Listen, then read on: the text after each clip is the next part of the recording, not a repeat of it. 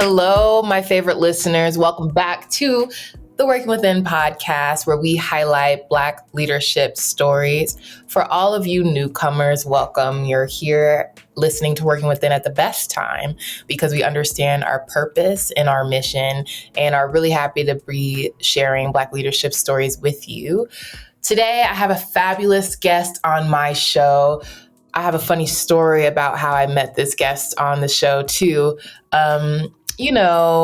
Listeners, you've heard a little bit about old jobs, old responsibilities, and that's actually how I came to meet who we're speaking with today, Tara J., who is actually a mutual friend of someone who plays a very funny role in each of our lives.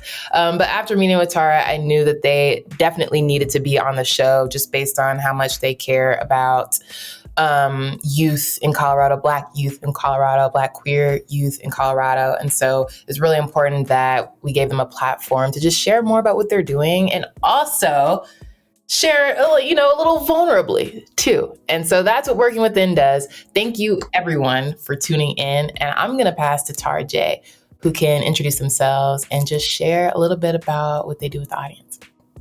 Wow, what an intro. How do you... Thank you so much. I am Dr. Tara J. My pronouns are they, them. And yeah, I'm excited to have this conversation with you.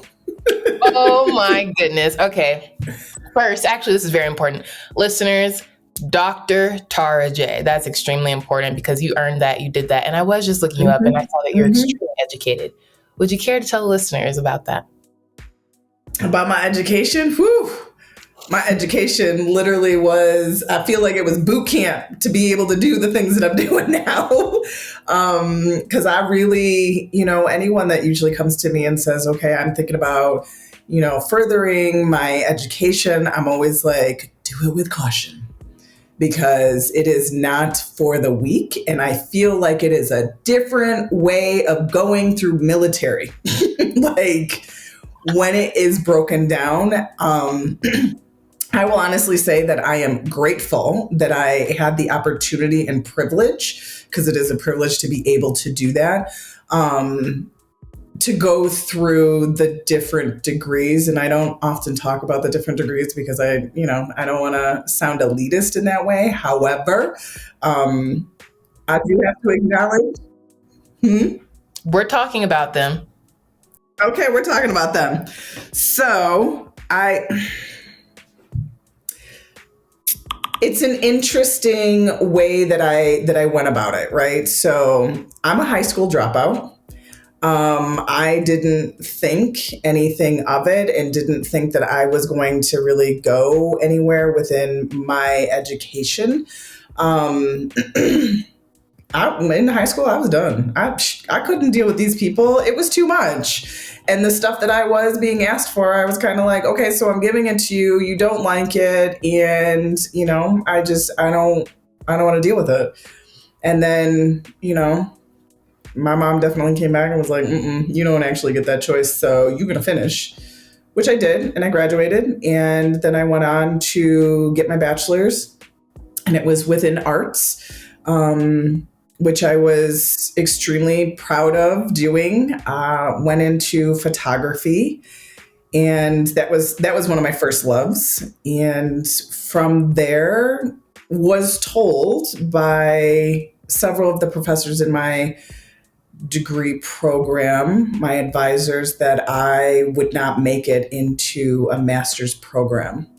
So I said, bet. So I went and applied and went to an MFA program, which is a terminal degree, and finished it. And then I also remember, because I'm petty like this, I went back to that school to find that teacher to let them know, hey, I got my MFA. I wanted to check with you. But then, after doing that, I looked up this teacher, and that teacher was no longer there. So that's all I needed to hear.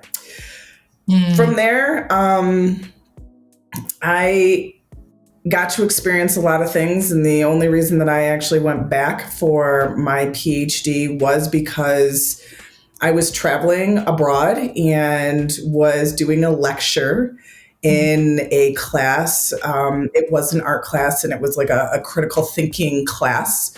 And I was these students definitely told me about myself, which I greatly appreciated because it was the reason why I went on for my doctorate. It was in Singapore, of all places, and they checked me because this is where I learned my level of privilege as an American and the freedoms that we have to access to knowledge. So this was also like, back in the day when Google was just starting. Yeah. And in the class, we were looking at things and I said, well, you can just Google it. It was questions about identity. And I was like, you can just Google it. And they were like, you Google it. I said, okay. So in front of this class of 300 people, I was like, can we just Google this? And they Googled it. And what it said was not found. I said, can you put in these keywords? Did other keywords not found? And then I had to sit back and be like, right. Because only in the US do you actually have the ability to pull all of that knowledge. And that in many countries, no, that information is not available. And it was at that moment that I was like, oh, I got to go back to school. I need to, one, have an understanding of what it means to have access like this and how it actually impacts your mental health and wellness.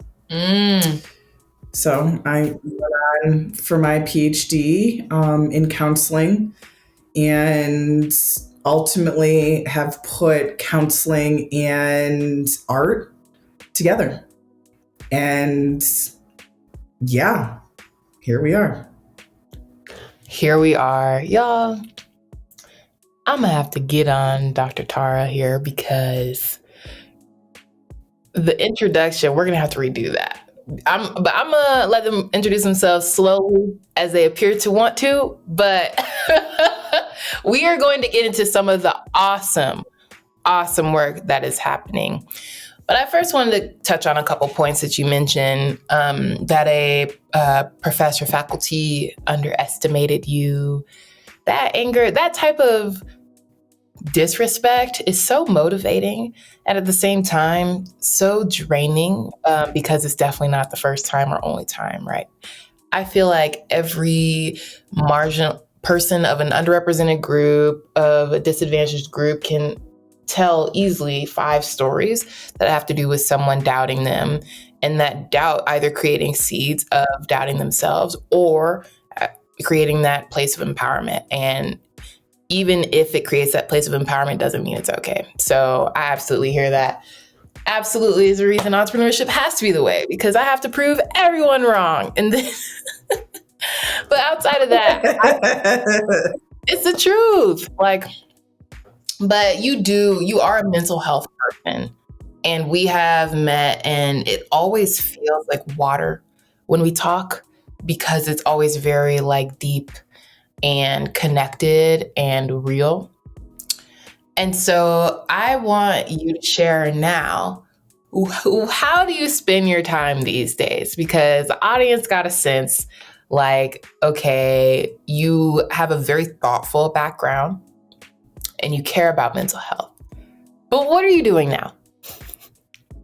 What am I doing now? I mean, that's a whole thing. What am I doing now?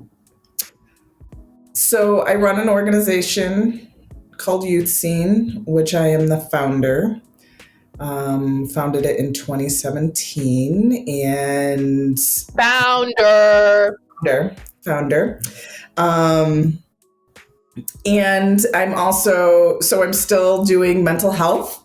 So I'm a therapist in the community, a mental health therapist, and I do some consulting with organizations and working on their DEI efforts. And I also work at Rocky Mountain PBS and within their idea department. So I'm doing, I'm doing a little bit in a lot of places. Yeah.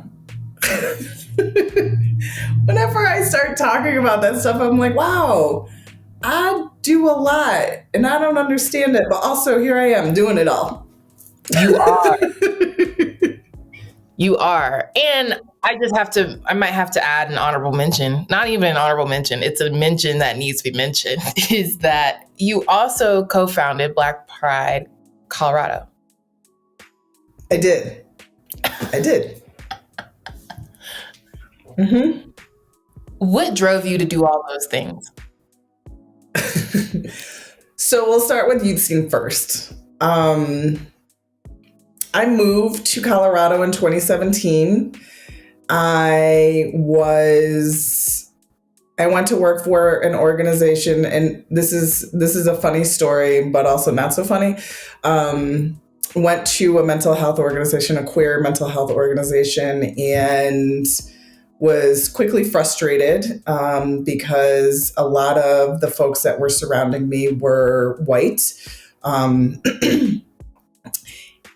And as I was working on training and educational aspects and having lots of conversations around clinical needs, the big thing that I kept asking when we would have our clinical meeting, which was just talking about, an overview of the clients that were coming in and how we can best support them. I kept being like, so when are we going to actually start talking about the race issues that keep coming up? Like, are we gonna acknowledge that? I also have to acknowledge that this is pre-pandemic, so pre this awakening that we talk about. For everyone else, even though Black people were sitting here being like, what took y'all so long? Like, we've been talking about this. So I had one more meeting of that, and it was like, are you going to bring this up every meeting? And I was like, yeah, every day that I have to walk out of the house and have to worry because my Black face is treated much differently than yours. Yeah, I'm going to bring it up every time. And then I said, you know what? This is actually, I don't actually have to put my energy into this. Mm-hmm. And I give myself 3 times to complain about something big. And then it's ultimately like, do it. So I turned around and filed all the paperwork and started Youth Scene because I was like, I know what it is that is needed. I see the void. I keep hearing about it. So why don't I just start building it? And Youth Scene came about. So I moved to Colorado in March of 2017, and by August, paperwork was filed and Youth Scene had started. Wow. And what does Youth Scene do? So Youth Scene is a mental health and wellness organization, and our focus is on QT BIPOC, so queer, trans, Black, Indigenous, people of color. The underlining is our focus is on Black queer folks for us to take up space. However, we also welcome all LGBTQ folks. And I say it that way because it's important to acknowledge that we are blessed in this state to have quite a few organizations that focus on LGBTQ folks. We need some work on organizations. And what I mean by that is that there's not many organizations that specifically focus on queer folks of color. Yeah. And making sure that those resources are affirming. So our organization looks at what it means to be affirming and meeting people where they are. So we do have a clinical aspect of Youth Scene, which is that one-on-one therapy, and also acknowledging that it is not normalized for most folks of color and more specifically Black folks. So it's also looking at how else we can provide that therapeutic care, that holistic care in the way that the community is asking for. So we look at it through our programming with our camp scene, which is focusing on our youth and getting them out into nature. The hope is quite soon that we can open that up and make sure that we are incorporating aspects that bring in young adults and adults and families. Because I truly believe that everyone needs to be out in nature in some way, shape, or form. Being in the house doesn't always help. I am definitely someone who can be on the couch, but also don't know how to do that very often.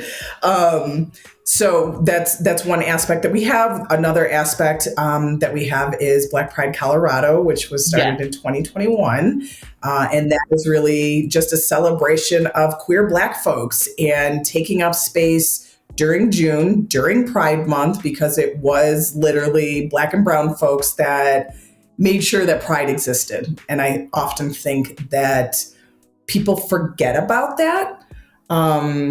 It was our labor that made sure that a lot of our, white counterparts have the ability to celebrate and be themselves.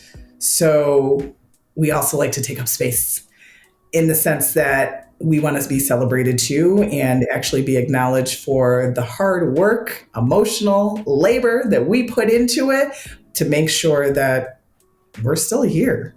Yeah. So we have that. And we also have our trans scene program. And trans scene is really a focus on non-binary and trans folks and really ensuring that they are getting the resources medically with mental health, wellness, basic things like for non-binary and trans men binders, like whatever is in need. It's just providing those resources and support for people to go through their journey. So Youth Scene overall is providing resources and showing up in the way that the community is asking for us to. I want to put that in an orb on the screen. Wow. I just think there is so much value in hearing about stories of the passionate founder, and not just the passionate founder, like passionate about selling tech devices, like passionate founder who is rooted in community needs and who is making sure that there is a voice for those who are like kept out or not listened to or not celebrated. And so I just want to commend you for that work and also for listening to yourself, because I know for many guests on the show, and then for listeners who I know, we do get frustrated because that's not right for us. Like things are not right. They're not meant to be. And the fact that you give yourself 3 times cannot teach me, because I've been complaining about stuff for months and I already know what I need to be doing. It's just like, it's not happening. But I just commend you for that level of self-accountability, because it allows you to create the impact that you just described with Youth Scene and Black Pride Colorado and all that you do outside of that too. So that's freaking awesome. And thank you for sharing that with us, because this platform aims to amplify those stories and also inspire the next gen. Because the reason you hate what you're doing is because you're not meant to be doing that. There's something inside of you to be unlocked. And so thank you for unlocking yours. Yeah. I do have to acknowledge a couple things. When you were talking earlier that, astrology is very much a part of this, I do need to acknowledge that I am a Capricorn first and foremost, right? And I know that there's a joke around it where it's like, astrology is not everything. Actually, it is. Mm-hmm. So yes, there's behaviors that are assigned to astrology signs. And, I have the passion that comes in it is because, my sun sign is Capricorn. My moon sign is Sagittarius, which is where you get that fire. And then my rising sign is Cancer. So I have all the feels that go with it. So it's like my passion is all of it. And it is literally what keeps me moving forward. Yeah. And recently I had my birth chart read, and it was probably one of the most empowering experiences that I could have ever asked for. And what was told to me, so the question came to me, did you ever try to get out of the healing spaces, like outside of like curating these spaces for people, and what happened? And I said, yes, every time I try to get out of it, shit blows up in my face. Literally just blows up in my face. And it's almost like, you know, how many therapy sessions that I've had where it's like, I will sit there and be like, I don't understand what I am doing wrong. And then going to have this session with this person, and they were like, well, because your birth chart tells you that you're actually supposed to be in these spaces. And every time you try to step out of it, it's literally the universe being like, this is not going to go well for you. So I'm going to let you do this. I'm only going to give you a little bit, and then it's going to blow up, and then you're going to come back into the healing spaces. And also acknowledging how tiring that is. Yeah. Because being able to be in these spaces also means that you continuously have to do your own work, and doing not only like the positive work and really digging into what it is that you want, but also the shadow side of things, which is that deep rooted trauma that we all have experienced in one way or another, and making sure not to project that onto other people, right? So a lot of what happens within the work that I have specifically been doing is there are those moments where I know that I don't show up correctly, and I can acknowledge that, right? Because that's a part of the process of healing, where it's like, whoops, I totally fucked that up. Mm-hmm. And is there a way that I can repair that? And if there's not, that's okay too. But I also just need to acknowledge that. And also acknowledging that when you start to really heal, that trauma comes up, right? Where it's, you're so used to being in a toxic environment that even when you're given this like beautiful piece of, hey, let's heal, people are like, oh, hell no, we are not doing this. And it's like, fight, fight, fight, fight, right? And how long are you going to put up with that? So it's like it's a both and. It's being able to say, hey, I'm on this healing journey. I'm going to screw it up because that's a part of the whole thing, but also acknowledge your screw ups. And what does it mean to repair, if you can repair? And maybe repair even looks like severing things and being like really seeing things for what they are. There's a theme here that I would like to name, and that is the self-accountability. Okay. You're so right that you can be in the safest environment ever and your traumas will throw up all over someone if you have not gone in and surgically removed those patterns from yourself. And it feels very surgical because it is precise in understanding what patterns create what actions in you. Man, and severance,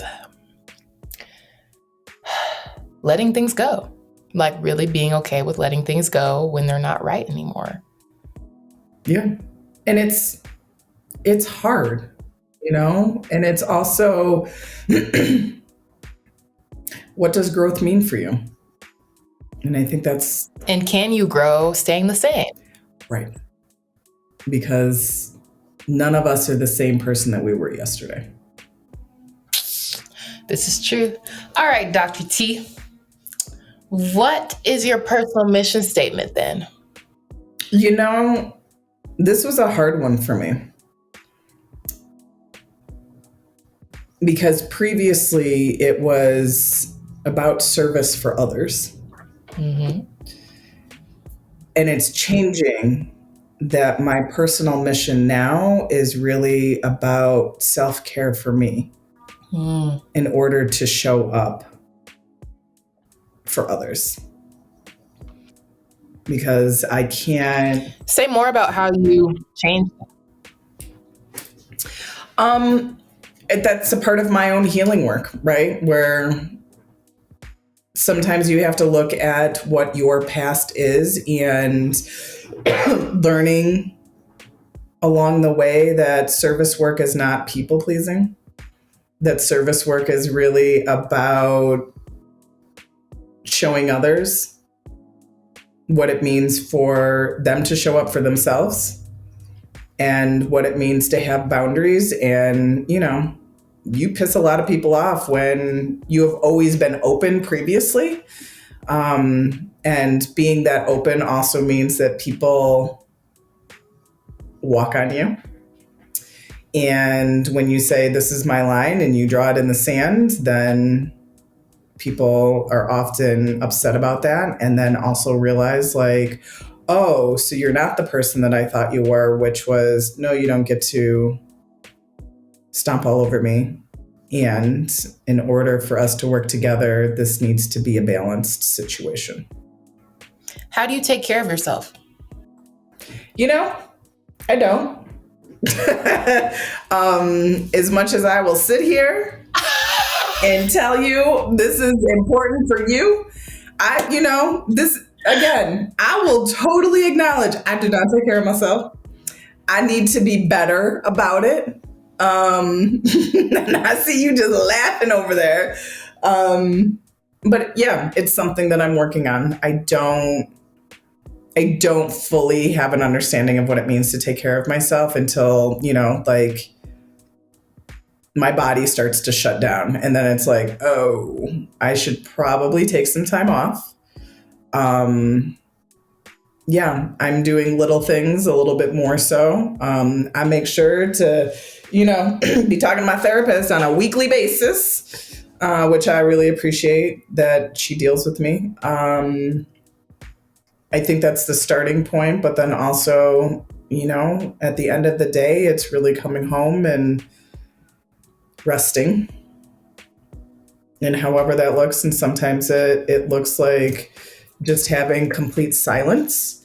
Because I can't take in any more information, and then sometimes it's, just going to bed early and just letting things roll off. So yeah, to answer that, I don't take good care of myself, but I'm still a work in progress around that. Why do you think you don't take good care of yourself? Because I'm still unlearning what I learned as a kid, right? Where I grew up thinking that taking time off was laziness. Yes. And that you constantly had to be productive. And sometimes being productive means sitting on the couch and processing what you just fucking went through. Where it's, you had a hard week. Use the weekend to process it. You're allowed to do that and not do anything, because that's being productive. Because rest is productive. Mm. So it's relearning. Yeah. As the daughter of a military officer, that resonates. Like, why are you still asleep? It's 10 a.m. What do I need to be up for? I'm 12. Like, but at the same time, unfortunately, it's been a great asset, in this life to kind of have that extreme work ethic. At the same time, it comes at an expense. And I agree with you. I absolutely know when I literally cannot work anymore, because I can work through many circumstances.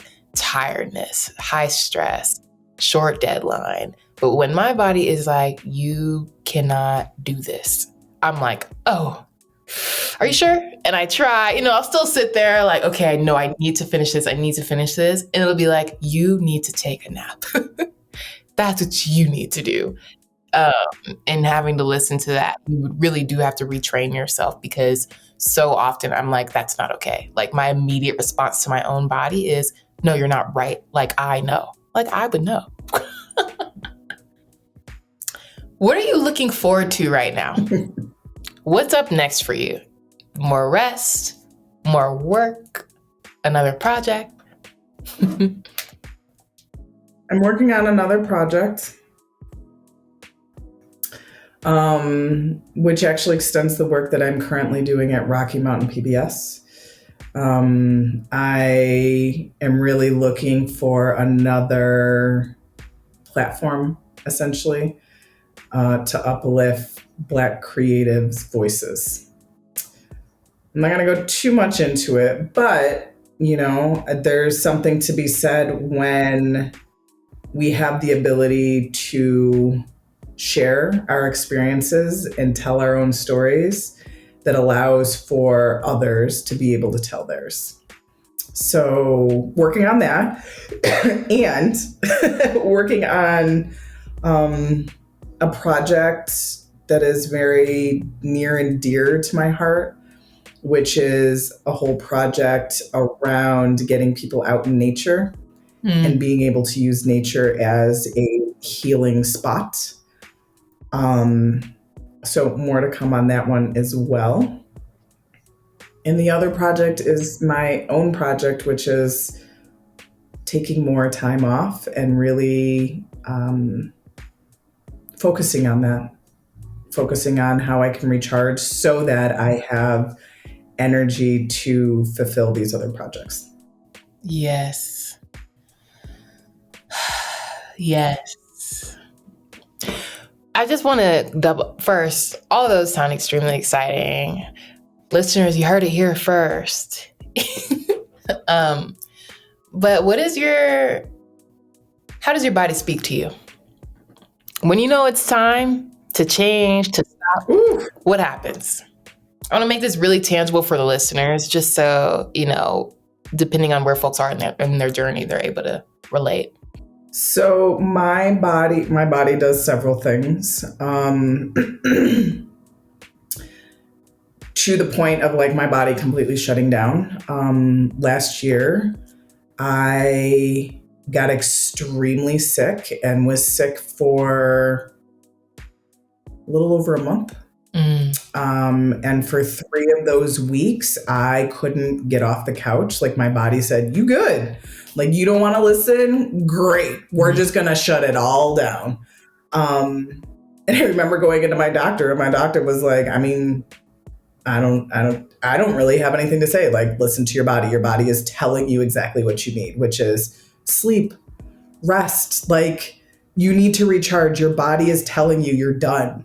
And we don't often think about that. And specifically as Black folks, because our bodies actually are very in tune with what is happening with us.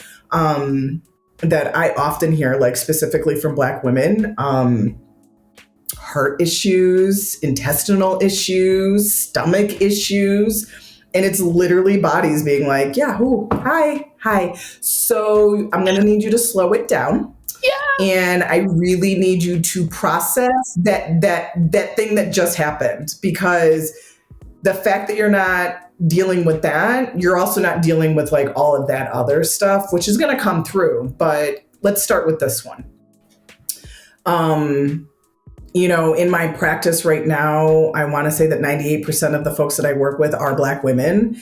And I can tell you across the board, they all have the same symptoms, in the sense that they're, again, stomach issues, intestinal issues, the lack of motivation, but constantly have to holding on to this, but I have to be strong. And I'm always but sometimes being strong is taking that nap.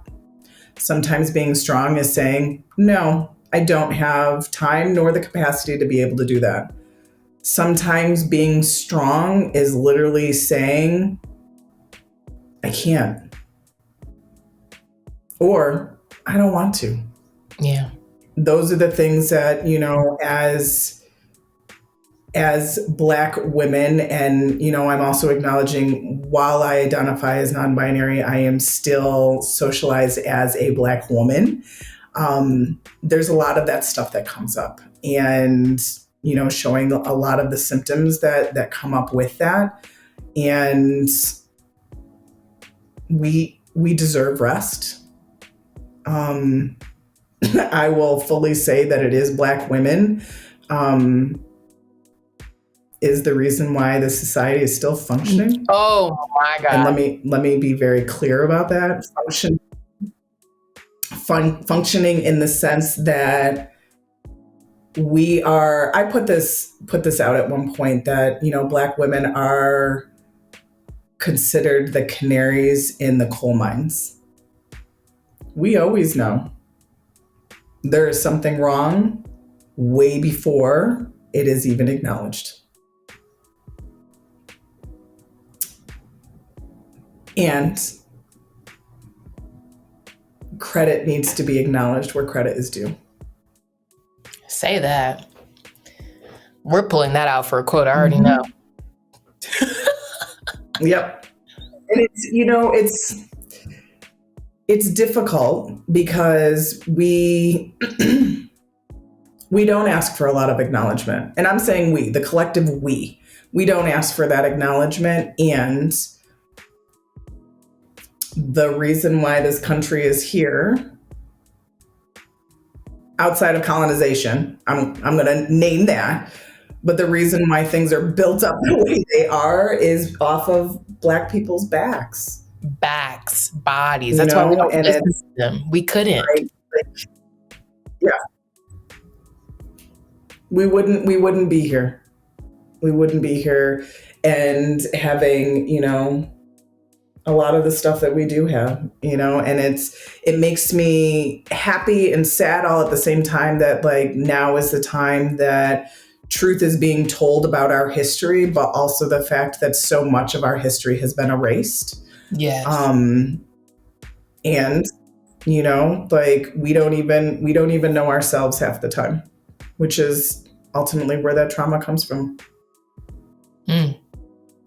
That's so true. You can go back about 3 generations and then it's nothing. Yeah. Well, that makes me excited. Because again, it's that anger and just being done and over it that is really motivating. So I'm excited for you to be amplifying these stories even more in your next projects. As we start to because we can keep going here, but as we start to wrap this up in a shiny bow, as all podcast episodes do, of course, I want to know, our listenership is pretty young, usually very creative, aligns with spiritual values or a faith system. And what advice do you have to the young creators and entrepreneurs? As you've, obviously founded multiple organizations and initiatives, gone through school, what advice do you have to the next gen of really awesome Black leaders? Follow your heart and use your voice, because your heart will always tell you where you need to go. Not your mind, because your mind is conditioned to do certain things. Follow your heart. And while you're following your heart, use your voice. Use your voice, because when you do, you will be heard. It might take a minute, but you will be heard. And sometimes your voice can show up in your creativity. You will be heard. Absolutely. Because as long as you aren't speaking, no one can listen. And then you're like, why isn't anyone listening to me? Well, no one's heard you. We don't know what you have to say. Speaking of someone who has definitely done that. Well, and the big thing is too, it's also important to acknowledge that sometimes your voice is not your actual voice, right? Sometimes your voice is, how are you showing up in the community? Because, I can sit here and say, there's many times that I don't feel heard, and then I have to look back and see the projects that I've worked on, what I've done with Youth Scene, what I've done with Black Pride, with the support of other people. Because I didn't do this alone. I also need to acknowledge that. This was not done just because hey, this is all the things that I'm doing. I did it because I had folks around me who believed in me and supported me through it. And that's a part of my voice as well. being able to look around and seeing who is supporting you, that's louder than anything that you could say, even in a whisper. Yeah, your mentors, sponsors, people that can amplify your message and purpose on your behalf, who want to support you. It's the only reason. Yeah. Yeah. Can't even count on one hand the people that contributed. Yeah. Everything that exists now. Is there anything that you feel on your heart you need to share? You know, we're listening to our hearts. As we wrap up, I definitely want listeners to know how they can connect with you, but I also want to create space, because space is another one of the themes of this episode. Is there anything you would like to share with this platform? You know, I think the biggest thing that I just want to, acknowledge is that reach out. If there's someone that you want to connect with, reach out. Oftentimes I hear, from folks that I work with closely, where it's, oh, Tara, you're too busy. And I'm like, but I'm never too busy that if someone reaches out that they want to talk, I will make space for that, because that's important. So I'm around, find me on Instagram, find me on Facebook, email me. Yeah, I will make time. It might take me a minute to get you back, but I will respond. And I think that that's important. Yeah. Can you share your Instagram and email handles and LinkedIn?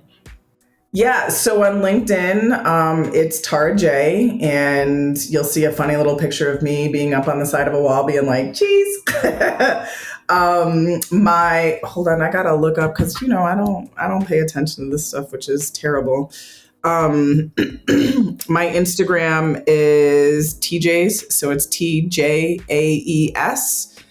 It is private, so you're gonna have to request me. I'm on the Twitters. This is terrible. Well, I don't really post a lot on Twitter, but it's Dr. TJ's. So DRTJAES. And, what else? Yeah. Facebook, Twitter, Instagram, LinkedIn. Yeah. I am doing this live, just so you know, listeners. So do it live with me. Yep, I saw it come up. It's happening. Yeah. And I'm always up for conversations. So, yeah. I endorse that, because they are. We've talked quite a few times. They are super busy and still make the time. So I really appreciate that. And thank you for making time for all the people that you do, obviously, especially in this healing space, which definitely is, it's a responsibility. It is something you take seriously. That Capricorn energy, it's serious to you. So thank you for just doing the work you do, and for being here for the people you support. Yes. And with that, listeners, want to say first, you're welcome for bringing Dr. T on the show, because wasn't that amazing? I really do hope you seek to connect with them and support the work they're doing with Youth Scene, with Black Pride Colorado, and look forward to the work that they're also doing with Rocky Mountain PBS, because Black stories are important. That's the whole purpose of all of this, because it's really no longer acceptable that our stories are erased or left from the mainstream. Otherwise, thank you again for listening to Working Within. We love hosting this type of discussion. Let us know what you think. Connect, comment, and subscribe. And we will be back with another episode soon.